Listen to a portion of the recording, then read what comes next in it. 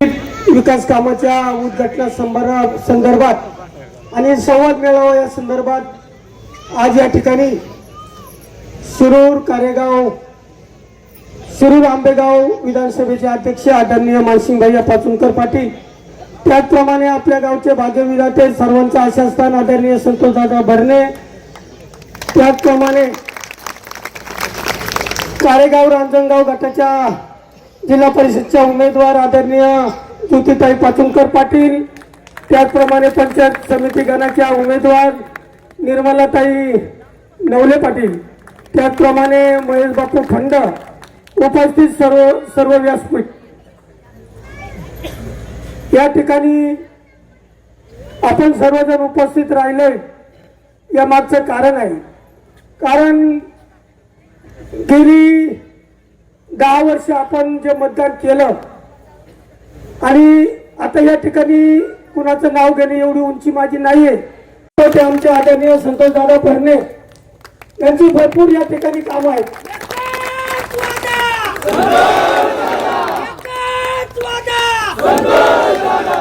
खऱ्या अर्थानं सांगायचं म्हटलं, कुठलाही सुख असू दुःख असू या सर्व मध्ये दादा त्या ठिकाणी उपस्थित असतात।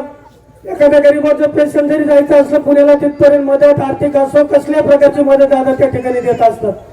दुसरी गोष्ट, कुणाचं ऍडमिशन असेल, कुणाला कामाला लागायचं असेल, सर्व प्रकारच्या सुविधा आम्हाला इथून मिळतात। आणि दादांनी तुम्हाला त्या ठिकाणी पाठिंबा दिला आणि आम्हाला शब्द दिलाय। आमच्या देव माणसांनी शब्द दिल्यानंतर कुठल्याही प्रकारचा बदल होणार नाही याची तुम्हाला मी ग्वाही देतो। कारण खरं शेतकऱ्याच्या जीवनातला जो प्रश्न असतो तो म्हणजे शेती आणि त्याच्यावर त्या शेतकऱ्याचा सर्व उदरनिर्वाह चालत असतो। खऱ्या अर्थाने मानसिंग भैया तुम्हाला मी या ठिकाणी सांगतो की गेल्या 20 वर्षापूर्वी आमच्या गावामध्ये आम्हाला शिमग्याच्या महिन्यातच त्या ठिकाणी पाणी प्यायला नसायचं। दादा आले, दादांनी एक संकल्पना राबवली, त्या ठिकाणी 4-5 टिपी बसून दिल्या, सर्व शेतकऱ्यांना एकत्रित केलं, ज्याच्या काय कमतरता असेल पाईपलाईनची त्याला मदत केली। ते काही असताना आम्हाला त्या ठिकाणी अडचणी आलेल्या आहेत, पण ते आता पुढचं काही मी बोलणार नाही।